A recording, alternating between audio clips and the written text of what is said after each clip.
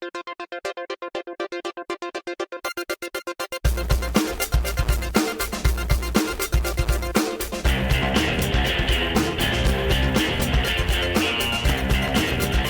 to the Mobile Armored Podcast Show, the podcast that transforms into a bootleg Indiana Jones adventure. My name is Adam Moore, alongside my co-host and best friend, PJ McNerney. How's it going today, PJ? I'm doing well, and I'm excited for this episode. One interesting fact that the audience will not have known is that we actually recorded this once before, but there were some audio problems. I want to point out, this is the type of dedication we have to our craft.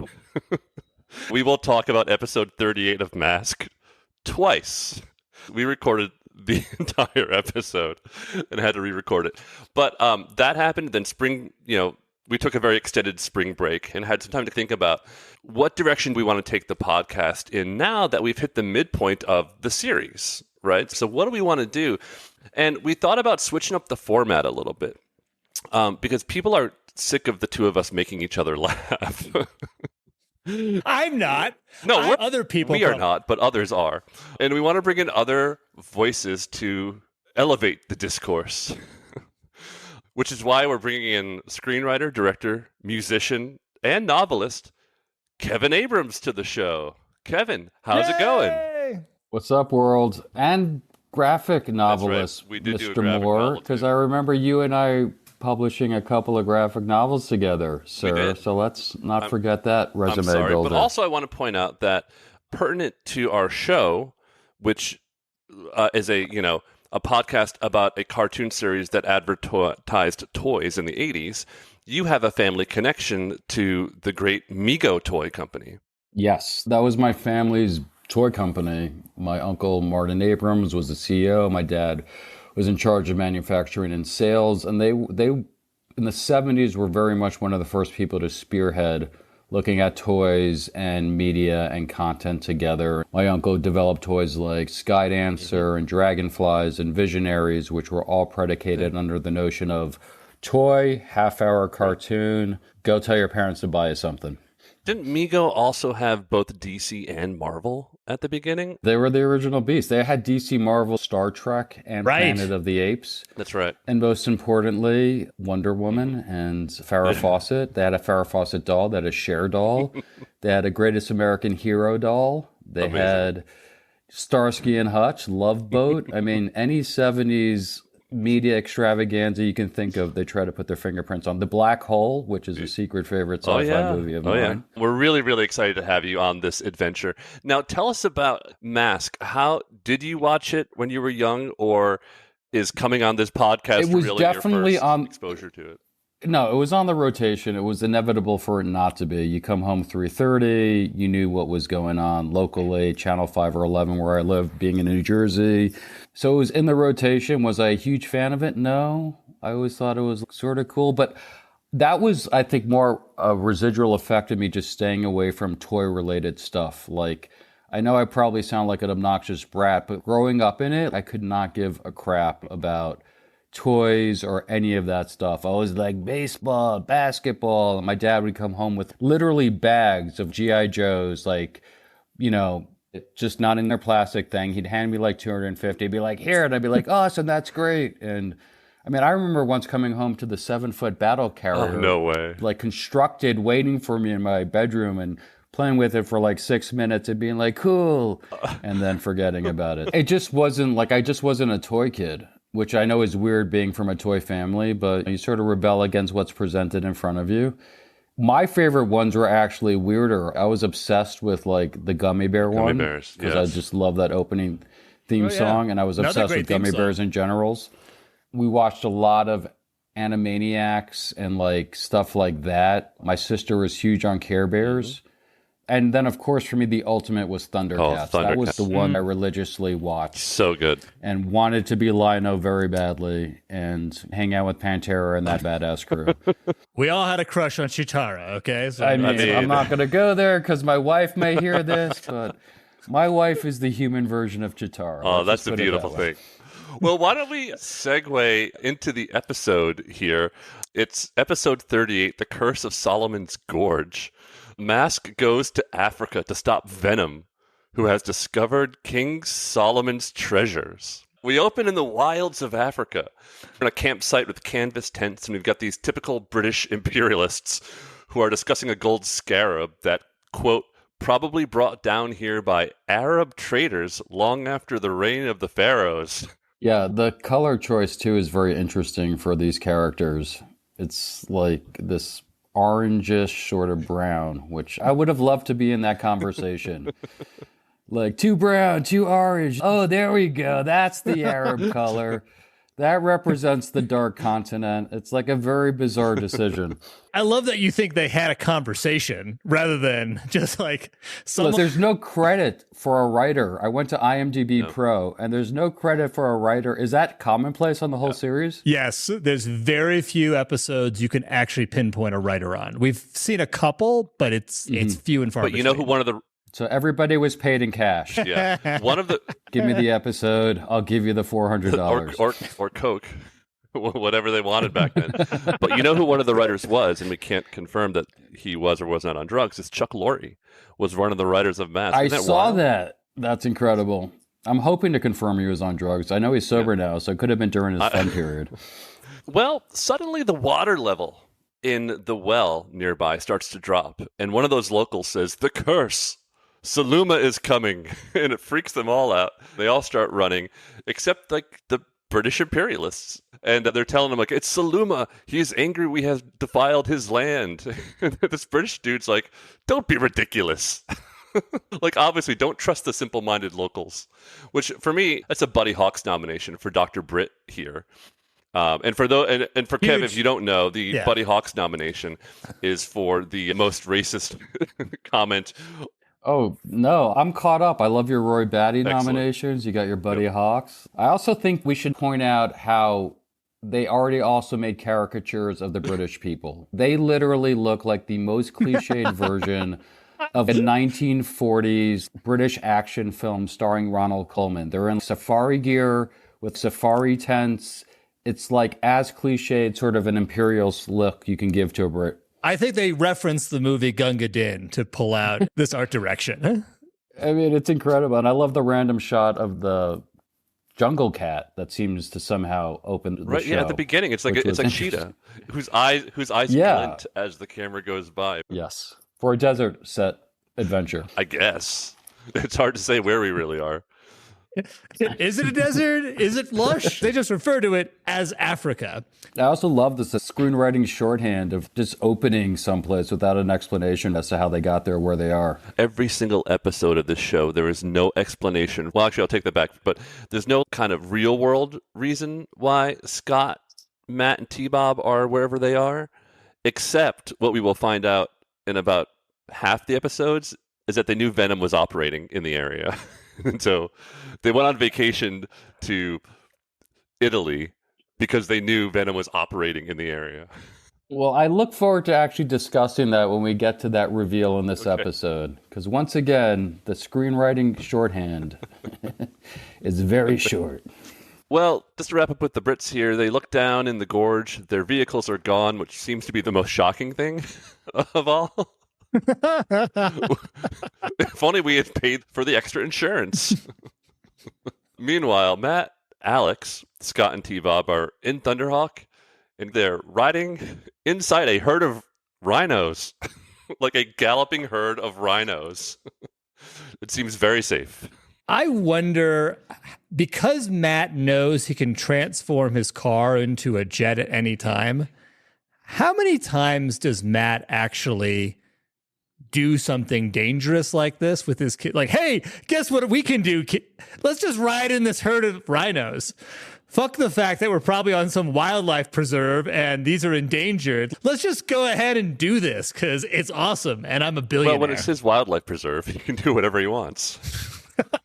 I mean, once again, screenwriting shorthand. Like, what the F? How'd they get there? I mean, usually you establish something like this. But I love that everything happens sort of like media res. Like, we're literally meeting them in the middle of this action sequence that doesn't remotely feel like an action sequence. It's just what they do on a daily basis. Inside Thunderhawk, T-Bob sneezes. And Scott says, "Are you still upset that you missed your proto-service checkup?"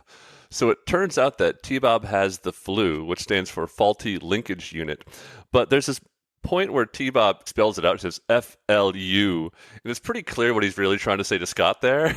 There's a lot of weird subtext to their relationship in this episode. It's feeling more like husband and wife than like best friend. Yeah. Especially when you get to that section where he's complaining about how Scott gets when he's sick. Like, I've literally had that same exact conversation with my wife. I actually think I had it 2 days ago. And she was like, "When you're sick." I'm like, oh my God, T-Bob, what's going on here? Are we heavy petting? Like, this is on the border. Okay, Kevin, we're going to make it worse in this moment right now because that might be Scott's best friend or spouse. We do know that Scott built T-Bob and programmed T-Bob. So whatever behavior is in there is what Scott wants. I don't blame Scott. I got a suspect at best dad. I don't really have a mom in this situation. I'm going through puberty. I saw Weird Science. I'd probably create a variation on this. I wouldn't use metals, but I get where he's going. Well, Thunderhawk arrives at the campsite where our cliche British imperialists are waiting. They point down into the gorge, and we see these 4 vehicles pancaked against the wall of the gorge. And Matt says, "Lucky thing you weren't down there, T-Bob. We probably wouldn't even be able to find you." And I was just curious, why does Matt single out T-Bob? I think the presumption is either you're really a vehicle, we would have just parked you with the rest of the vehicles because you're not alive, or this thing only affects metal. Yeah. How little Matt cares about T-Bob. Now we cut down to the gorge, and they're investigating. The British imperialist continues insisting that the locals are idiots. He's like, "They kept yelling about Saluma. It's all superstitious rubbish, really." And Matt agrees. He's like, "Yeah, it is." So we got just buddy hawks all over the place here. So, Kevin, you decide to go into the woods. And you have locals there that tell you something bad's going to happen. And then 10 minutes later, your vehicle is destroyed. Is your first reaction going to be, that's superstitious rubbish? I mean, fuck yeah. Who can I blame? This Buddy Hawks thing that you guys are doing is sort of genius because there's a lot of reality checking going on into what I think is like, once again, this shortcut thing that the screenwriters are consistently doing. Which is like, what can we do to serve up the most obvious representation of something so we can get on to the most obvious conclusion so we can get into the next point? And it's like, I mean, I sort of wish I could write that way now. It's really fast and efficient. It's first idea world here. It's just like, okay, yes. This will work. Yeah, this will work. Yeah, this will work. Completely. And lunch. Great. So the only clues that they're working from right now is that the water level dropped in the well right before this craziness happened. And there's this gold scarab that we had seen in the beginning. And Dr. British says, "Never in the annals of the Trakker archaeological project has an object of this nature been found so far south on the African continent." Did you guys wonder how far south they were? Because that is the massive question, because Egypt is not south. No. It is very northern Africa. It's like in the northeast corner of Africa, the continent, not the country, folks. This felt like the border between maybe the Sahara and the jungle. There was a lot of geographical questions. Africa, very travelable. You can do it all in a day. It's like, that's the one thing they got right. It's like very efficiently manageable. I've done North to South Africa in like 10 hours. Well, super especially accessible. when you got a flying Camaro. I mean, dude. I mean, he obviously took a lot of pit stops with his flying Camaro. Lunch in Ethiopia, gents? Sure thing. Well, anyways, they're talking about all this stuff, and Alex believes that finding the scarab could give credence to the theory of the lost tribe of Egypt. Once again, Mr. Britt poops all over that idea and says, that is nothing but a legend, and a silly one at that. So he has a complete disdain for this culture that he's studying, and it's really shocking. Why is he even out here? This episode, does it qualify as a presented by Buddy Hawks episode? Does it get the global Buddy Hawks stamp? It doesn't, and here's why. Okay. Because there's an earlier episode where Buddy Hawks appeared in brownface. Oh my God. As he was walking into an Australian village. Unfortunately, Kevin, hate to tell you this, it's not the worst one in the world. This is Wow. mild compared to. This is mild. Wow. So this is the non-spicy version of this order. Yes. I wonder, do you think that Alex is here to help translate Dr. British for Matt? Like, oh, you're a British person. We're going to bring you along as well. I was wondering that too until I did a search on the amount of episodes that character's in. And he's in a ton. I mean, he's in like 90% of the episodes. Initially, I was like, oh, it's convenient that they have this bald sort of pseudo-intellectual with a very dignified British beard to qualify all these pieces of information. But is the backstory is he the Robin to Matt's Batman? No, it's interesting because you'll see these clusters of characters. Bruce Sato is there a whole bunch. Like he'll go on vacation with Gloria. We're pretty sure he married her in Vegas. He'll have Dusty be his driver and probable cook. It's funny because they might be in the episode, but they'll often be called in as part of the team. But it always brings up a question because it's typically Matt, Scott, T-Bob, and a friend, like on whatever trip true. they're on. So it is a little bit odd, unusual, an unusual situation, as Matt likes to say it. Matt finds all this stuff very fascinating, but they do have a schedule to keep, so he sends his British team back to Nairobi to replace their equipment and hire new workers. I just love that Matt keeps him focused on the task at hand. Like, it's his money. He will not see it wasted. One thing to point out, the scientist does make a point of calling him Mr. Trakker. Whereas a few episodes back, the last time we were in Africa, at the research facility that spawned the biological incident, the guy called him Matt. Yep. So there's a definite pecking order for how you address Mr. Trakker. Yeah, exactly. So you're implying this guy's the new hire? He was like, just quickly replace the previous because he wasn't listening or managing. You'll call me well enough. Mr. Trakker. The previous thing wasn't about budgetary issues, Kevin. They spawned a creature that was consuming all biological life in its path. So slightly more than just fumbling the quarterly numbers. A little bit of a hiccup. But if he went over budget on that creature build, I could deal with the damage caused by the creature, but what it cost to build it, I cannot support. Speaking of that, Alex shows Scott pictures of Egypt and explains that this lost tribe were the greatest builders in the kingdom who, for some reason, moved south and were never heard from again. But they brought with them a bunch of treasure, which was the richest in the world. I got a question here, okay? So again, we're centering this stuff very firmly on Egypt. We've mentioned a lost tribe, and they were quote-unquote builders in Egypt that left. Are the writers leading us someplace, folks? Go on. As somebody who did a lot of time in Hebrew school, I'm seeing parallels. Okay. Except this is going in the wrong direction. I know, right? I know. More south into Africa. That's how they covered their asses. They were like, we're going to borrow 10 Commandments as a reference point, but we're sending them south, dude. But okay, but the tagline literally says King Solomon in it, okay? I mean, I don't know how to get around this. Well, Matt and Alex take to the sky in Thunderhawk to get a better view of things, leaving Scott and T-Bob behind in a deserted camp where a terrible disaster took place the night before. Do you guys have a prize for bad Yeah, it's called the parenting? Father of the Year Award, and Matt gets it every episode.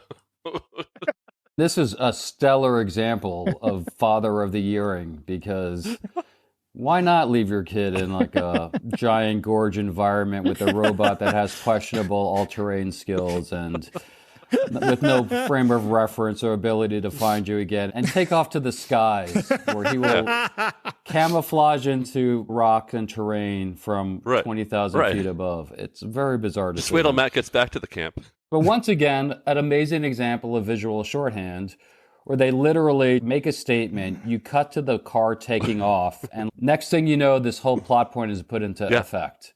The kid's exploring down below, Matt's up in the sky, like there's nothing besides maybe 2.5 seconds of visual like examples to connect all these funny dots. As somebody who's come into this episode without the backstory that you guys have, I will say, as the editor in me is like, oh my God, they're able to convey so much with so little. When they put on the helmets later, there's all these little things that they do, and I'm like, wow, is this just the product of production cost, or the fact that they're assuming people are watching this so consistently that these little cutaways or suggestions of visuals tell exactly what's happening without further detail? Here's a question. Actually, I want to continue on this point because I think this is actually a really brilliant point.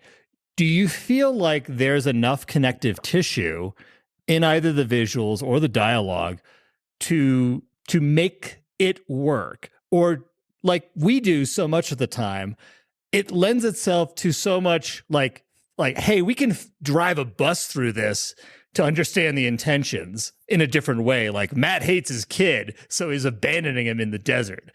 So I'm really curious from your perspective here. But that's what's so weird about it. As a filmmaker, I would have made more out of those moments or had something more unifying where it's like you cut to Matt, he's in the sky and he's like, makes a comment about like, you know, is T-Bob on the transformer or something that we can find his location? Something that connects these things so it doesn't feel like they're running so independent.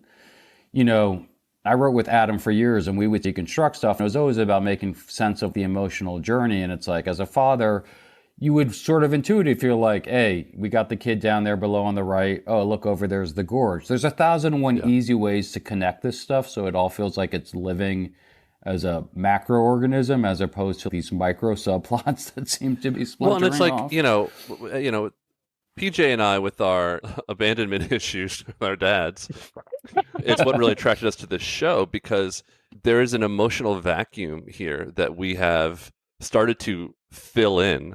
And with only a handful of moments that actually show true fatherly love towards Scott, the only hypothesis we've come to is that Matt just doesn't care for Scott because of the number of times he leaves him. The only consistent thing he says is he tells Scott to go back to the hotel in many episodes as a way to stay safe. Again, connects with PJ and I as kind of like, all right, you know, here's a TV dinner. Good luck. I can relate to that with my father who would disappear for months on a time with work. Maybe he's actually the best father of all time because he's teaching the kid resourcefulness and self-reliance. That's true. I was a wonderful father. Did I tell you to go to bed, eat your dinner, clean your room? No. I let you be, and I taught you self-reliance. There you go. Connery himself couldn't have said it better. So you're in the Henry Jones Sr. camp of parenting for Matt. Definitely not. Definitely not. I don't think this kid should have been left near a gorge by himself with a sick robot with questionable faculties at this point. But I do find it interesting as somebody who is toe dipping back in this world, how glaringly weird it is that he just does not give a shit.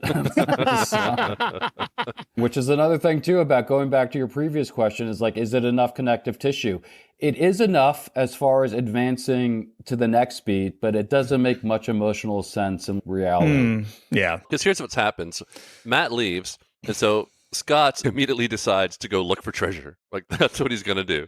But when T-Bob complains, Scott calls him a hypochondriac. And then there's this exchange where T-Bob's like, well, when you had the flu, it was a different story. T-Bob, make me chicken soup. Get me more covers. Yeah. And then T-Bob has this really illuminating sentence. He says, to think if I played my cards right, I could have been a toaster oven. So there's a lot to say about this, but I'll say just the one thing in my head, which is he is in such an emotional tailspin that he wishes he was a toaster oven. Like, that's basically saying, like, I wish that I was dead. I wish that I never existed. That's just so sad. What I found really funny was that Scott calls him out for being strung out. That's right, which is he does. Like a historically weird term that you usually like assign to drug addicts, not to people that are sick. He's like, dude, you're so strung out. What? I mean, is it the issue that he's not getting his consistent upgrades and he's feeling the withdrawals. It's a very bizarre description. It also makes you think about what's going on in the writer's room at that point in 1985. Absolutely. Why did T-Bob choose in this moment to go on top of the well on a plank? Well, Did we to Kevin's ongoing thesis, it's to move the plot forward. Yes, it was very bizarre too. And then there's also a strange, like I called out, this weird perspective cut to Scott walking in where the perspective is not in alignment and he looks like a giant for 5 frames and then he shrinks back down to normalcy. Well, predictably, T-Bob sneezes and falls down the well because he's standing on top of the well. Meanwhile, up in the air, Alex spots parts from the damaged cars on the opposite side of the gorge. They just don't do a very good job of setting up the mystery here. You know, as much as they're focused on moving the plot forward, and I'd love to hear your thoughts on this, Kev, there's not a really good setup of the mystery plot of this story. I have no clue what it is. And I don't want to jump to the ending where they actually spend a small portion clarifying everything, basically. Yeah.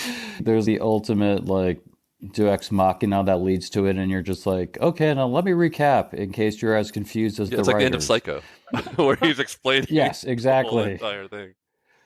But, like, I have no clue. There was a previous scene, the cars exploded, there's water, there's still questions on what part of Africa they're in. There's Salome, like, there's nothing that is, like, actually being, like, clearly establishing what the mystery is and what really is the true genuine purpose of them being there outside of the fact that the treasure baron's looking to. Yeah. I mean, if we want to boil it down, the great mystery that M.A.S.K is trying to unravel right here, remembering that they don't know Venom is here. Venom hasn't shown its ugly face yet. So the mystery is, how did 4 cars get damaged? Exactly. Hold on. Where is this water coming from? Matt's question is, how do I get out of paying the insurance premium for these 4 cars that my project rented? There's a financial stake for him here that I don't think you guys are appreciating. I wish you guys felt more for the billionaire, okay? When you frame it that way, I feel very bad for not taking that POV into consideration. Now it makes a lot more sense. I take everything I said back. Now we cut back to T-Bob and Scott, and they find a tunnel underground, and so they start exploring. That's bigger than the Astrodome. Right, this underground cavern that's bigger than the Astrodome, which doesn't exist anymore. So I guess as kids, we had a reference point there. I mean, that was actually my favorite line in the whole piece, because I was like, oh yeah, that thing existed. There was an Astrodome. Yeah. It's an underground lake, but then this golden light shines and a rumbling starts, and so Scott and T-Bob decide to run away. Which I felt like it was a very rational decision, because right now they just decided to enter into the earth. And I wasn't sure if they were like signifying between Scott's abandonment and T-Bob's paranoia that they just wanted to die. Like they felt like there's something very morbid about their choices here up until this moment where it's like, no, I want to live, actually. No, T-Bob in particular is definitely on a suicide mission. Many times, Kev, in this series. Many times. Well, we're back up top now, and Matt and Alex are at the camp, and they're just, enjoying a nice warm cup of coffee by the campfire. Just kind of chatting about stuff, and most importantly, not wondering where Scott is at all. Look, man, we've all been there in the mornings. Kids can wait after some Joe. Yeah, I mean, going back to what we were saying before. Amazing. Like, the dad's not like, hey, where's my kid? And isn't it a crazy line when he finally does return and they're like, where have you miscreants been? Or something implying that they're the problem. Yeah, Alex has some line. He's like, well, look at these rascals. The rascals have returned. Well, and then Matt, when he finds out where they were, he's pissed off at Scott. He's like, I thought I told you to stay away from that area. It's like, well, dude, what did you expect him to do? Maybe not leave me next to it and disappear? 100%. What about Kevin's point earlier? Like the connective tissue. Like he never said that on screen. Exactly. Yeah. I thought I told you to stay away from that area I left you at. Well, Yeah, it's a great screenwriting spackle moment. Yep. It's like, oops, let me just throw something in here that addresses my lack of sensitivity. Or it's not coffee in that mug, and Matt's misremembering things. I told you to stay away from that area. No, you didn't, Dad. Shut up, I did. I mean, your deconstruction of the Amsterdam episode and how he was like, made me want to go back and watch it. So yes, maybe Matt with an addiction issue could be a great underlying current. Once again, 80s writers' Absolutely. room. Well, Scott does have something, though, that he found underground. He has this motorcycle cable, and Alex looks at it and is able to tell it was manufactured by the same company that makes the cables in Venom's vehicles. Like, what? Ultimate Sherlock Holmes deductive moment. And lazy screenwriting. Hey, okay, here's my question, though, for you guys. So they know what companies manufacture Venom's parts. Yep. Do you think Matt, being a billionaire, should actually shut those guys down? Or do you think Matt should buy those companies and get at least some of the action from Venom? I think it's true. If I'm Matt, I'd probably buy the company. Matt, and as we've established before, there is a symbiotic relationship between M.A.S.K and Venom here, right? Matt can't do the fun stuff with his transforming vehicles that shoot lasers unless Venom is out there doing what they do, right? So he has every incentive to make sure that their vehicles can constantly be repaired and back on the road. So I might argue that he does own the company anyways already.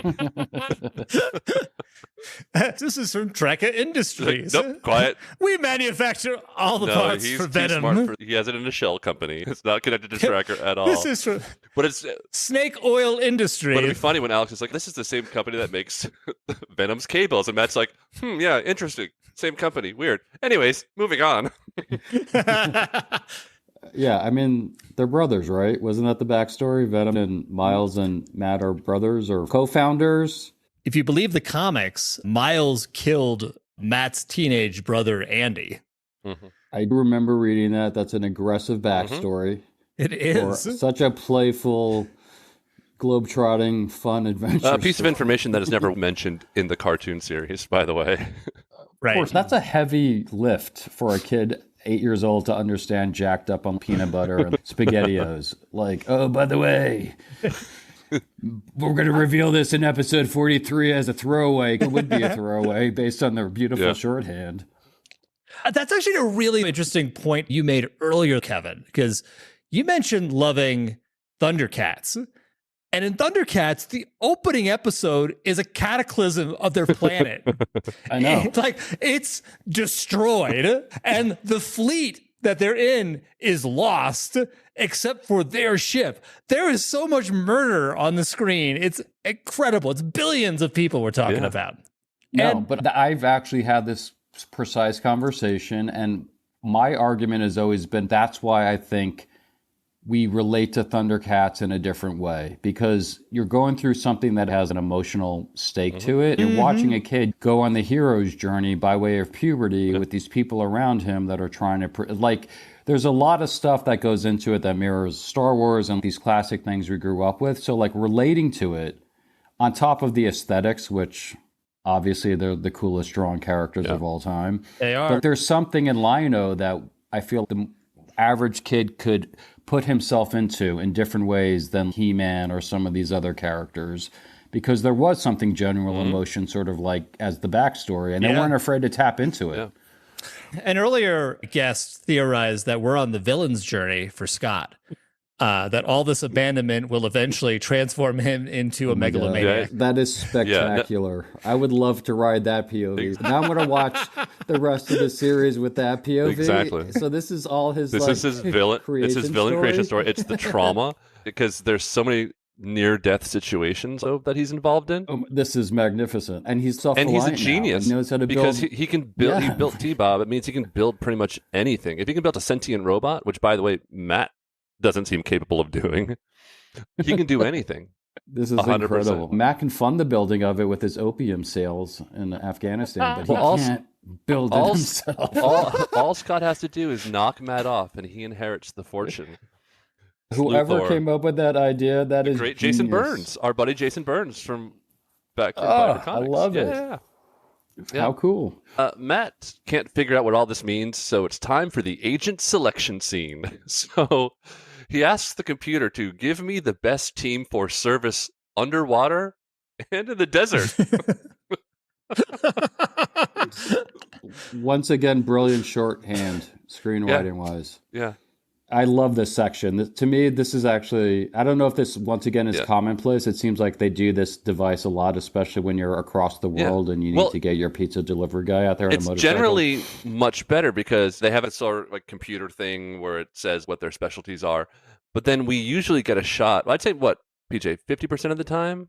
Well, yeah, I'd say 60 in earlier episodes. Yeah. It's been falling off. I mean, it was really consistent early episodes, and then it started falling off. So 50 to 60 is probably right. good But we amount. get to cut to the scene where we show them escape. So it's like there's the pizza guy making his pizza, and then the alarm goes off, and he drops the pizza on the ground, and he runs out. Or the teacher's teaching, thing goes off, and he has to run out in some funny way.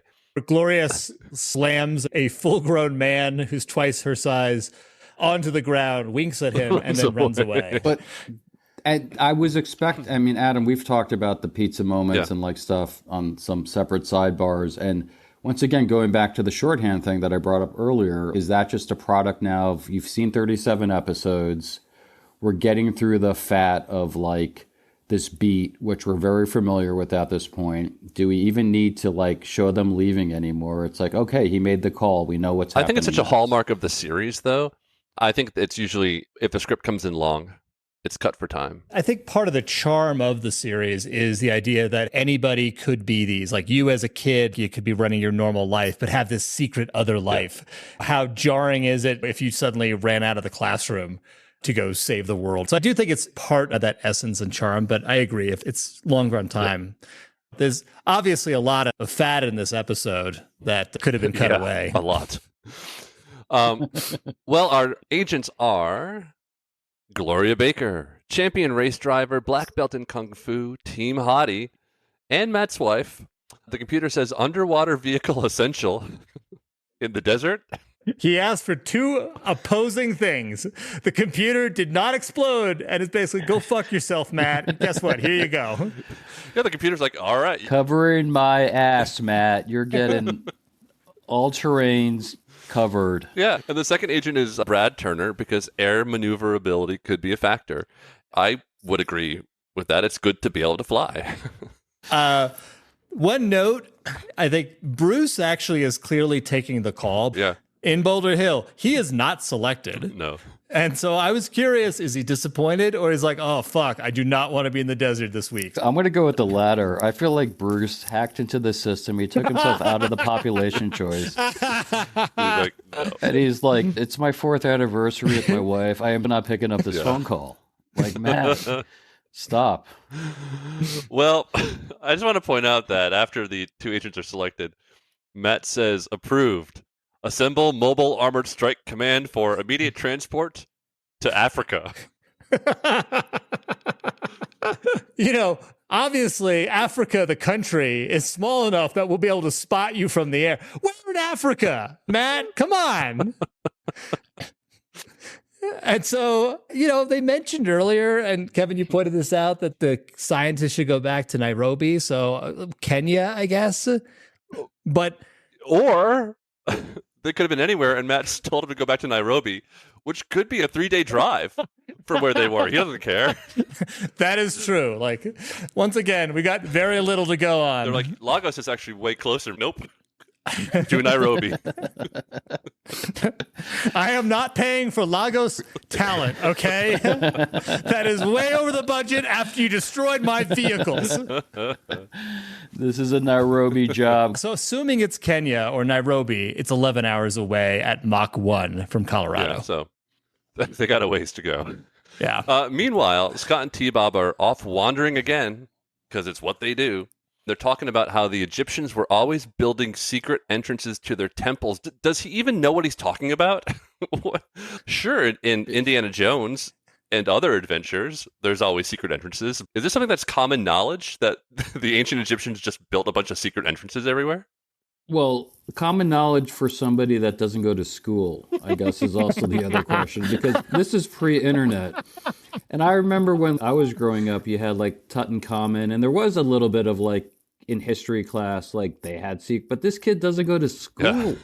And he got like one bad slideshow. So for him to make that intellectual jump is not only magnificent, but maybe he is a genius per your earlier things, and slightly psychic. Kevin, I think Matt has provided him with a subscription to Highlights. So, God, I love highlights. Every time I go to the doctor's office, I'd be like, give me my highlights. We all did. We all looked at Goofus and Gallant, but they had those little snippets on Tutankhamun, right? Yeah. And like, oh, there's secret entrances. That's where he picked it up from. I love it. Well, there you go, Adam. There's the answer. He goes to doctors a lot. He should go to doctors a lot, especially these psychiatrists. For the first time in this episode, we catch up with Venom. And Miles is talking to his crew of Cliff and Sly and Vanessa. And he says, the map led us to this control unit. I know the rest of it must be here. Sly has no interest in going back into that underground lake. He says there's nothing down there except rocks, water, mold, and vermin. To which Vanessa says, perfect diet for you, Rax. Sick burn. Lovely banner. Can I ask a quick question? Is he supposed to sound like Jack Nicholson? I'm thinking Dennis Hopper from Easy Rider. Because when I heard that thing come on, I was like, is this guy doing a Jack? Like, sounds like rice and vermin. You're just like, dude, is he doing Nicholson? What's going on? And he rides the motorcycle, and he's got the kind of goatee or the soul patch thing going on. Yeah. 80s writers' rooms. Yeah. The best. Yeah, Sly's a cool character. He has weird characterizations in the series where he's like, it's not natural. It's not ecological. He's got a weird sort of eco-terrorist vibe. At the same time, he's clearly on drugs. Well, Cliff spots Scott and T-Bob down in the gorge, and he calls them a kid in a walking trash can, which couldn't be a truer statement.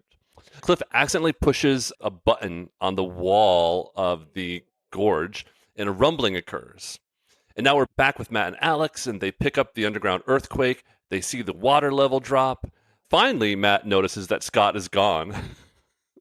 And he says, there's your answers, and takes to the sky. What is he talking about?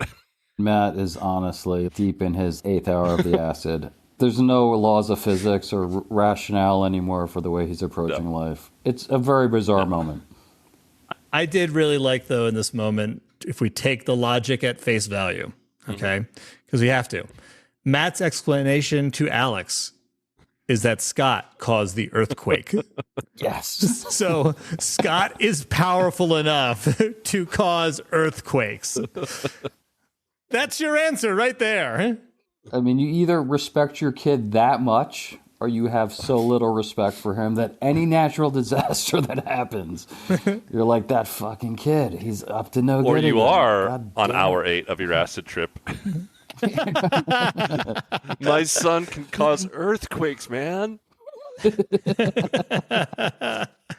Well, the walls of the gorge begin to close, and they're going to squash T-Bob. T-Bob screams to Scott for help. I figured at this moment, T-Bob was going to find some garbage to prop open the sides of the gorge while communicating with C-3PO and R2-D2 to stop the trash compactor. Oh, shit. That's the wrong franchise. I'm sorry. Right. Because, in fact, T-Bob is going to die. We're in real bad shape here. Leads me to ask, what's going to happen?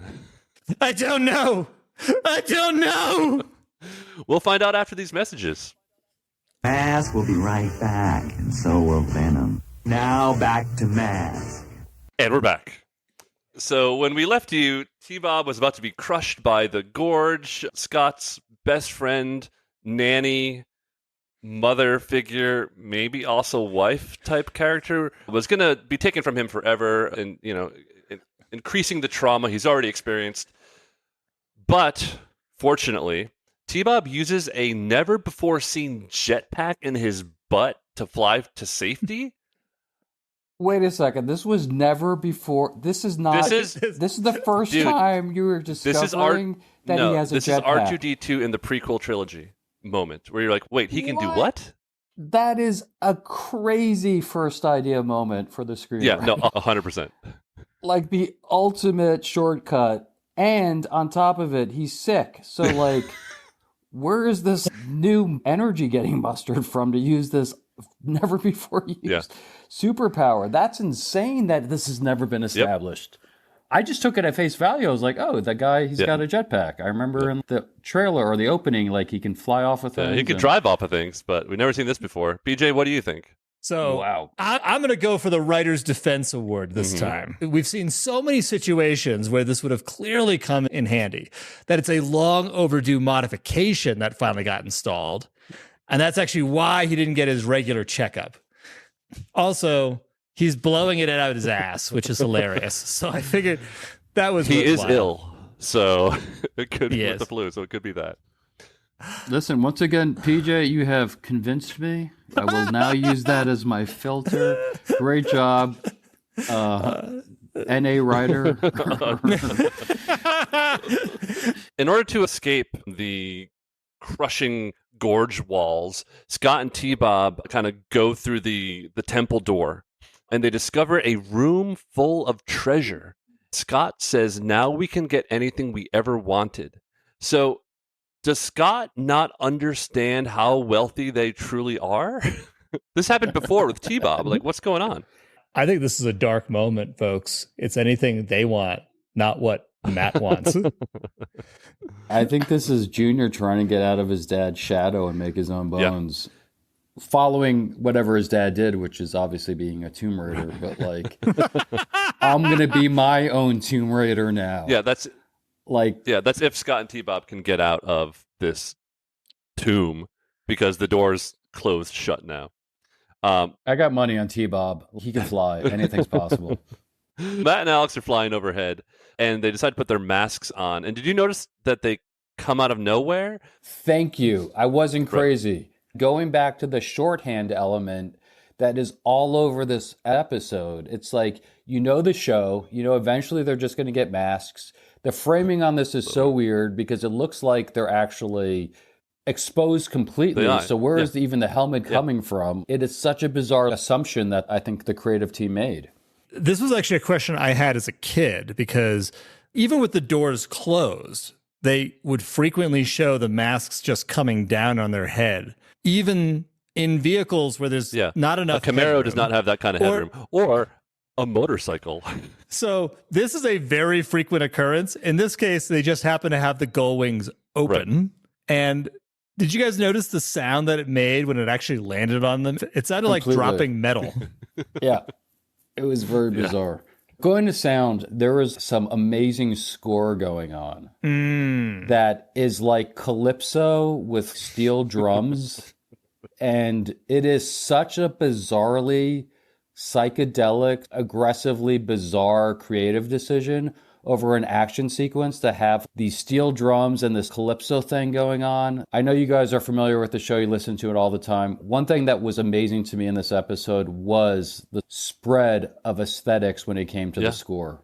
It opens with this really moody bass line that then goes into something more action-oriented. And by the time we get to the Calypso score, I am so all in on wanting to buy the soundtrack. It's amazing. And I just think it should get a little bit of love. One of my operating theories about the long-standing love for this show by, folks our age is that it wasn't necessarily the cartoon itself. It was the toys and the music, specifically the theme song. Because before PJ and I went on this crazy adventure, we would talk about M.A.S.K, with anyone else. And they'd be like, oh, yeah, I love those toys. And that theme song is so awesome. And that's where the conversation ended. I had a friend the other day, I told him I was doing this, and he answered by singing the theme song to me. Yeah. I was like, I'm going to go. He's like, and not even a beat, he just started singing it. And he was like, M.A.S.K. And I was like, because it's a legitimately great, it may be, we could argue about it, it may be the best 80s cartoon theme song ever. I'm a Gummy Bears fan for #1 cartoon theme song, but this is definitely top three. This rocks. This is like without a doubt, rock like anthem.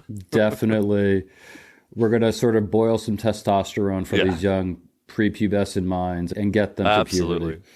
Well, Matt and Alex land in the gorge and find Scott's footprints. Meanwhile, Miles sends Cliff and Vanessa to draw M.A.S.K away from the temple entrance. And Sly and Miles have this interaction. because like Miles has a special job for Sly, and he thinks it's to go help collect the treasure. Miles decides to do it alone. Instead, he leaves Sly behind to do something he thinks he's capable of, which is pushing a button that opens the temple door.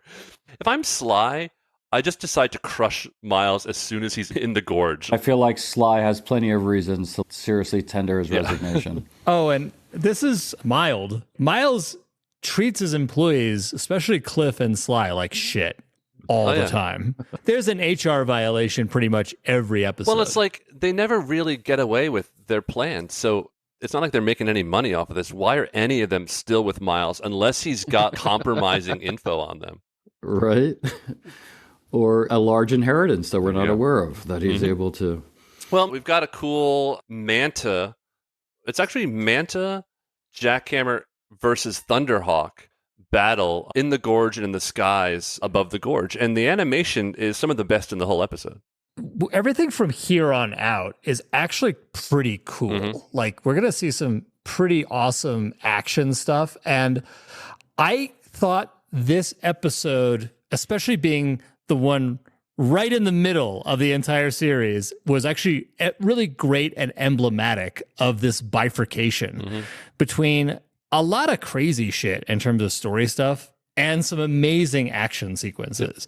I feel like it really becomes this archetype for what the entire series is, which is, you know, sometimes it's just like you're fucking around, and a lot of other times it's like, oh shit, this is awesome. I fully agree. Like, the filmmaker in me was like, these are really well put together sequences, and once again, like, super clean and simple. Like, putting the camera down by the wheel on the front and seeing the high angle shots, like, it tells there's geography establishing, there's great shot to shot work, it's got good pacing, and maybe you guys take it for granted, but those laser sound effects, man, fucking top tier. Oh, yeah. Yeah. The show does lasers better than anyone else. The dogfight continues. The gorge begins to open, which reveals the entrance to the temple. Scott and T-Bob make a run for it, but Miles shows up. So they're forced to run back into the treasure temple and hide.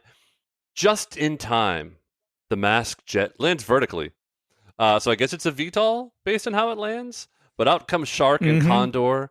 Gloria goes after Jackhammer, and Brad goes after Manta.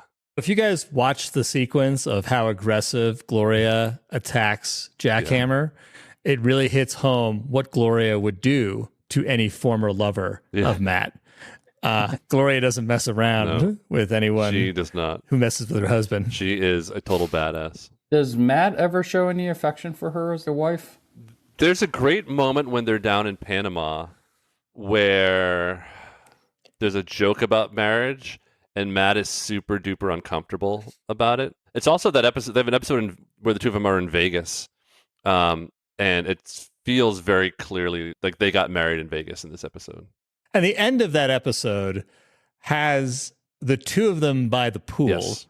Very comfortable, very close. Admittedly, Kevin, we've inserted the idea that they got married in Vegas, but we've got a lot of evidence that showcases that's probably what happened, because you don't generally bring your female friend to Vegas on a solo trip. I like the backstory.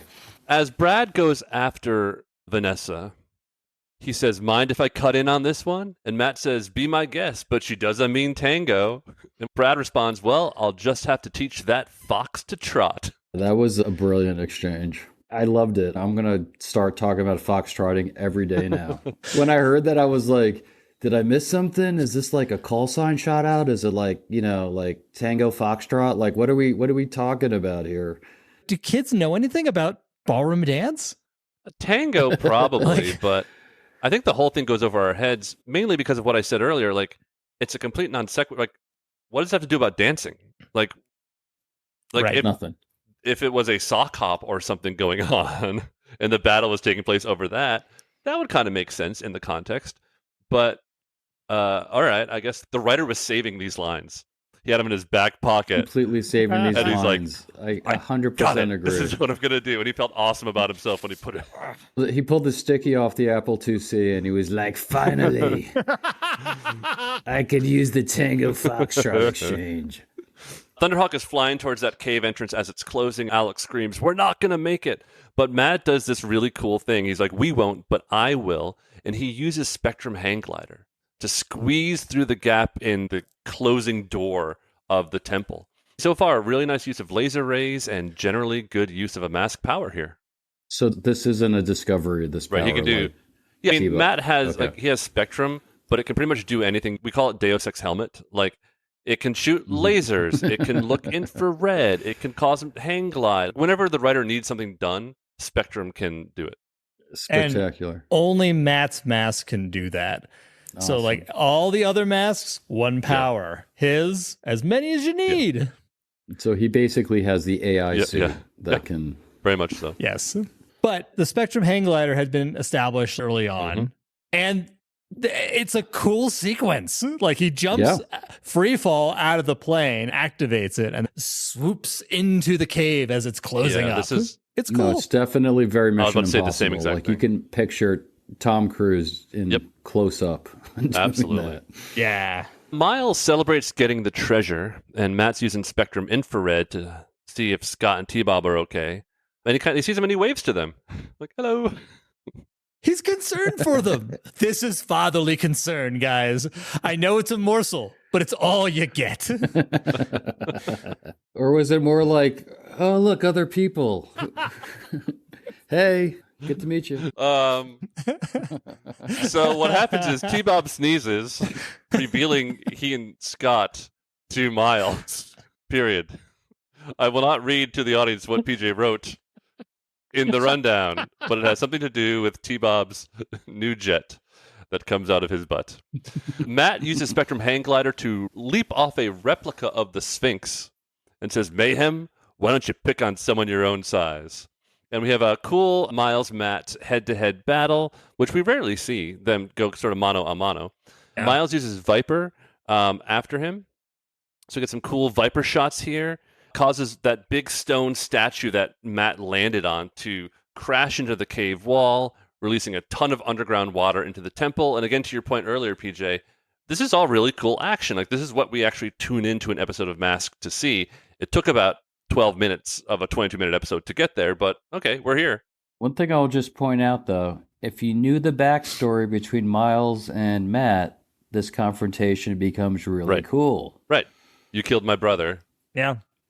Exactly. This is the end of the road. You killed my brother, which forced me to adopt a son who I neglect. So that's 2 on you, Miles. and inherit this annoying robot. Yeah. Well, Miles flies out of the cave and says, another day, another treasure, which is a complete lie because they've never actually won any treasure in this series, but okay. He encounters a condor who fires at the sort of giant bucket that's holding all the treasure, sends it plummeting to the water below. I kind of would have loved it if Miles had gotten away with the treasure, because then it would have actually amped the saving of Scott, that Scott was actually more important than saving the treasure. I mean, they happen to be able to do both here, but I actually think it would have been a more powerful emotional moment. Once again, that filter. I will accept that, PJ, as lore now. I think that's a great idea and a simple thing to do.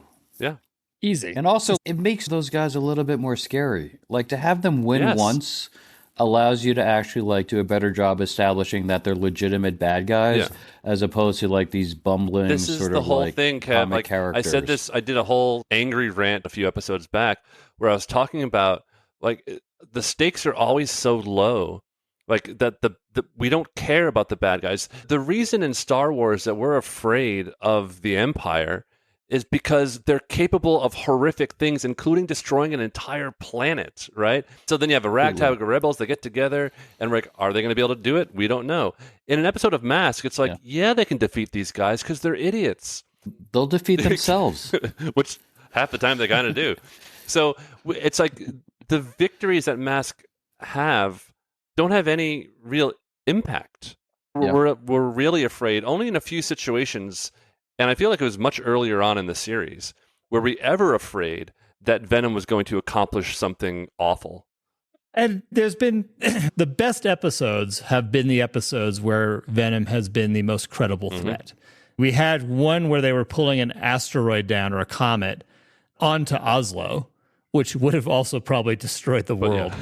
There was them stealing the Statue of Liberty. It's them with the Rotex, which can threaten to consume the world. So it's not as if the writers don't have it to be able to bring out these situations, but all too often we end up in these sideshows where it's kind of like, at the end of the day, it's who's robbing the tomb. Or that Venom was, this is not a lie, Kevin. In one episode, Venom stole pandas to use them as human shields as they carved their faces on the statues on Easter Island. That was Venom's plot in that episode. Dude, 80s writers' rooms. All I'm going to say is that where the panda poo came from? That's where Panda Poo comes from. That's our nadir episode of the series. The worst ever. Yeah, I mean, and this one is set up like he's literally flying away with the treasure. Like, let him fly off. It explains. You get so many shortcuts from that. We understand how he's funding it. We understand why the people are still around. Miles is actually capable, and he's not just a Mo. It's like all these different things you can do with just like letting him fly off once. Like that haul would cover at least 4 years of overhead for that organization. Absolutely. For that, they're not very diligent with their expenditures, but they would get at least 4 years covered. And Matt would know where they would sell it. It's Marrakesh. That's the only place. And now we've established season 3, Africa. Meanwhile, Alex is watching all this, who, by the way, has done absolutely nothing in this entire episode. He's laughing as he watches Switchblade fly away. And then he orders Brad to fly down and save Matt, Scott, and T-Bob. Look, man, I just want to say that I think you are way off base on Alex. Shame on you. He had the most important job of all, protecting the thing that Matt loves the most, Thunderhawk. I take it all back. He was the Thunderhawk valet. So he had quite a lot to do. But I just love it that he's laughing at Venom being foiled. Big hearty laugh from Alex. Well, Condor's rotors are damaged for some reason. So it turns out that Brad can only carry Scott and T-Bob. Matt lets them go. He's planning to use Spectrum Hang Glider as he approaches a classic waterfall situation where he's going to fall to his doom. But the mask has shorted out. These are cool stakes. The mask is shorted out. Yeah. He's going to fall off the waterfall to his death. More of this, please, in this series. Actually, strangely Hitchcockian. Things keep getting worse. But that's where Gloria comes in. Where has she been the whole episode? Yes. But she comes out of nowhere, rising up from the water in Shark, and saves Matt. My favorite shortcut moment of the whole episode. Ultimate boomerang moment. But, like, yeah, I mean, but there's a way you do this in a show or in a movie where you purposefully make sure that you hide the Deus Ex Machina away. In this case, we kind of saw her at the beginning, and then it really does feel in this case like the writer was like, oh, yeah, we might as well have Gloria come in here. 100%. And once again, like, how nutty is that? Yeah. Like that. I mean, we've used actually similar techniques, Adam, with something like that. You always leave a little crumble so that you don't forget about that person. At least they're threaded into the cross-cutting. So, like, when it does finally have that reveal, you've earned it a little bit. Yeah.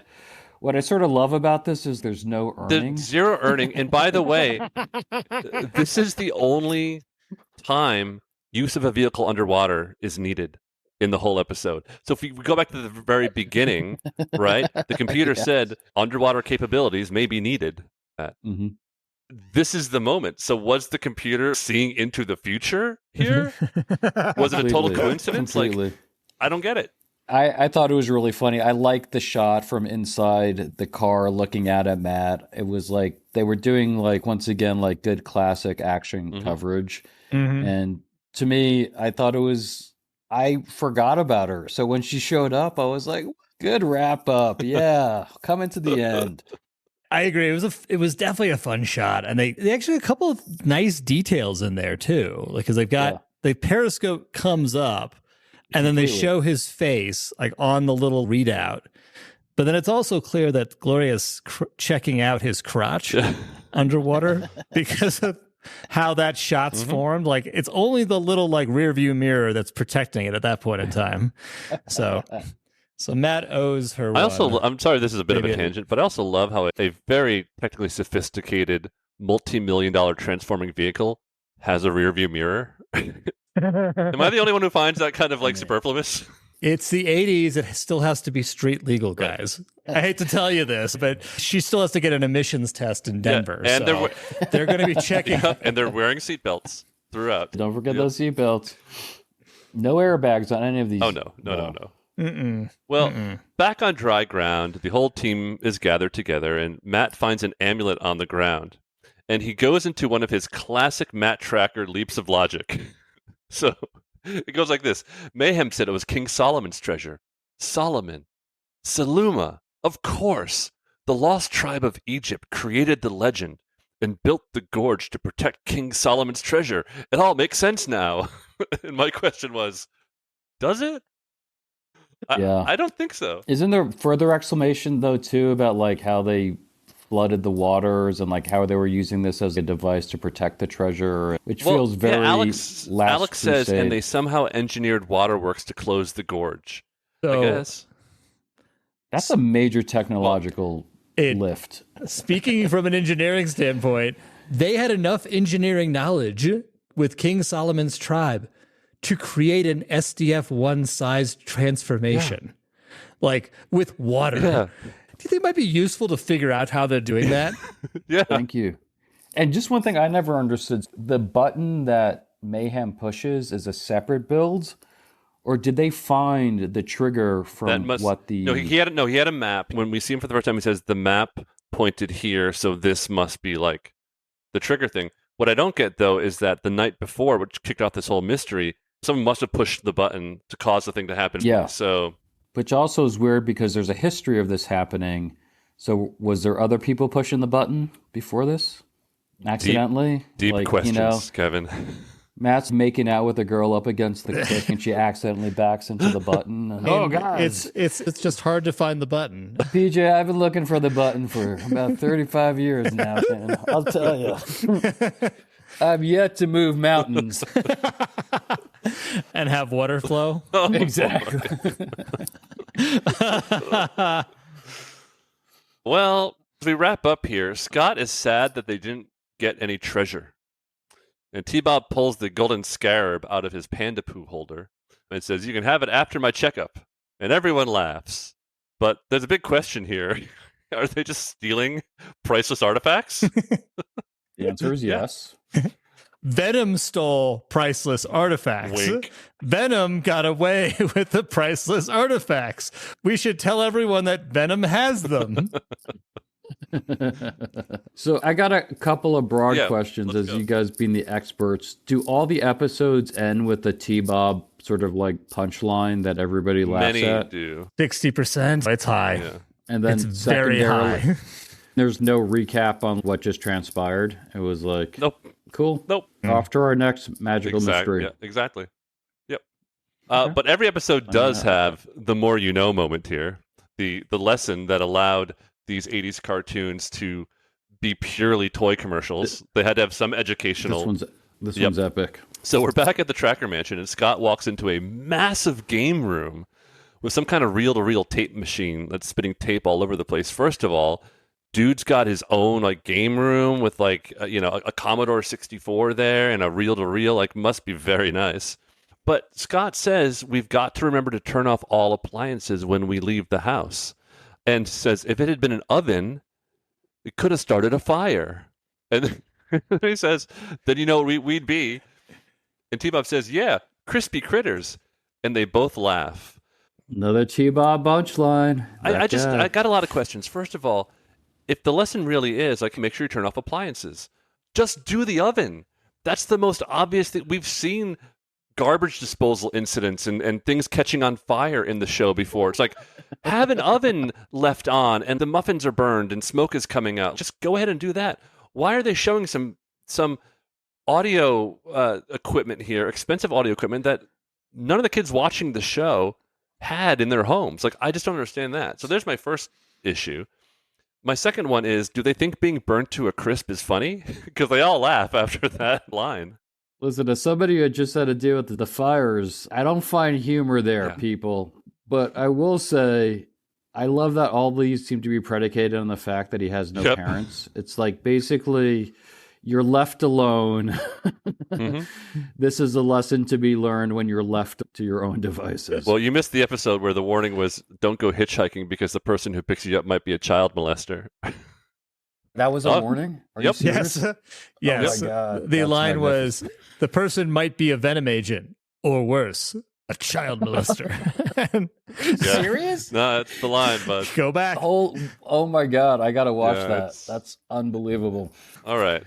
Shall we look at our awards here? The Buddy Hawks Award. Anyone got some nominations? I think... Go ahead, Kevin. I was going to say the episode, but we can't do the episode. But I will definitely go with the first opening sequence of whoever it is indigenous to this place in Africa responding to the explosion. Yes. That whole sequence. That whole sequence. I agree. I think I'd written down Dr. British for treating the locals like shit repeatedly. Yeah. He just constantly is like haranguing or making fun of their culture. Like, aren't you supposed to be like an anthropologist or an archaeologist or something? Like, have a little respect. So, yeah, I agree. That's super valid. Slyrack's Ragdoll Award. So that's the award. Who survives after something that should have killed them? Matt. Yeah. The floodwater should have probably drowned them all. So R.I.P. T-Bob, if it wasn't for the miraculous discovery of gas flying. Or whatever you want to describe that superpower is. The butt jet. And also like Scott probably in every part of this episode. Yeah. Climbing into a large gorge, going into caves. That kid was definitely playing with fire. And never once does he hydrate. He's in the desert and never once does he have a drink of water. Let's point that one out. Good call. The Roy Batty Award. Any nominations? T-Bob not getting fixed at the beginning. Yeah. He was giving serious side-eye to Scott. And so I feel like he's had enough of this shit. Agreed. I feel like the whole episode for him is a bit of a Roy Batty existential crisis. The whole series. He's getting worse as the series goes on. Here at the midpoint, he's really not in a good way at all. Well, this is the part, like this once again is his creation story then, right? Because Roy Batty used to serve humans and then had a moment where he realized that was a pretty futile effort. So maybe T-Bob is getting to the point where he's about to turn and go off on his own. Finally, we have our Father of the Year award. Where did Matt really shine as a terrible father? Kevin, take it away. I'm going to just go from the premise on this one. I don't know if I'd bring my child to the middle of a gorge excavation without supervision, no tracking device on him. He's got these magical masks, like throw an iPod tracker on him, leave him to his devices with a sick robot that at best is operating at 30%. Yep. 100%. And just constantly bring his kid around to where terrorists are operating. Yeah, there is that mayhem thing too. All right. Was this episode panda poop? For me, it's bifurcated. If you had just given me the first half of this episode, it would be panda poop. Nothing really happens. The issue of the mystery is jumbled up. It's spaghetti like crazy. Now, the second half of this episode, when we hit the action, is awesome. So, as I said earlier, it feels emblematic of the entire series. So, it's a half panda poo for me and half awesome. Agreed. I'm still in my honeymoon phase, so I loved it all. I thought it was magical. I love the opening soundtrack. Like literally, like I watched it and I'm stepping back into this world. I'm like, oh my God, this is amazing. And I saw it 2 or 3 times. And obviously by the second or third view, you can be a little bit more critical. But like, I don't know. I think this is a poo-less panda for me. All right. And that's why we bring on these other voices now. Exactly. Fresh, yes. To me, it's all panda poo at this point. It's been a blast having you on the pod, Kevin. You have... Dude, thank you. We're going to do a little plug here. We rarely have guests who have anything to plug, but you do because you have a novel that's coming out soon. You want to give us a quick plug on it? Sure thing. The novel is called Mount Forgotten. It's a multi-generational epic that deals with the death of a marriage, birth of a ski town, and an indigenous tribe caught in the middle. It was a blast to write my first fiction novel. Adam and I have written fiction graphic novels before, but this is all prose, no pictures. And yeah, I mean, I wrote it with the intention of earning your efforts, meaning if you pick it up, I really want you guys to enjoy it. That was the driving force of creating a story that could be fun again and like feel big and epic without the burden of present day situations clouding it. So if you want to enjoy a couple of days of your time and go in it for the laughs, this is it. And if you loved hearing Kevin's voice, he narrates the audiobook version of it. Or Yes. two. That'll come out in high definition 2 months later. Not forgotten. Pick it up wherever fine books are sold. Thanks again, Kevin, for joining us. Thank you. Thanks, Wonderful. guys. I agree. That was a blast. Next week is episode 39, Green Nightmare. Venom agent Vanessa Warfield sabotages Matt Trakker's private jet, which crashes in the jungles of New Guinea, while returning a priceless gem his father was entrusted with. The rest of the M.A.S.K team goes to rescue them. This could be a great episode. It also could have the most Buddy Hawk Award nominees of all time. I'll say I've seen it, and Kevin, you might be sniffing on the right trail here. I'm not saying that the Mudmen New of Guinea alone as location just breeds so many questions. I'm going to watch it. Well, hey, if you watch it and you love it and you want to come back, you're always welcome back on the pod. Absolutely. This was a blast. Thanks, guys. It was a All right. blast. Well, for now, this podcast does have to transform and head back to HQ. I am Adam Moore. And I am PJ McNerney. Bye-bye. Peace. Bye-bye. The Mobile Armored Podcast Show is written, produced, and edited by Adam Moore and PJ McNerney.